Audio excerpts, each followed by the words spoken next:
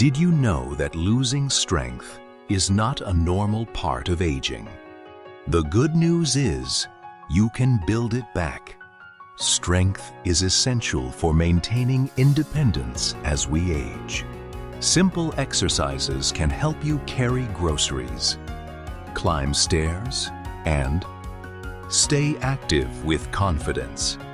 Start with gentle movements like squats, push-ups, and seated hamstring stretch.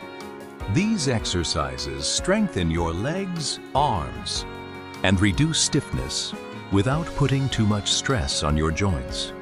Remember to support your muscles with proper nutrition. Include protein-rich foods such as fish, eggs, beans, and dairy products to help your body maintain and build strength.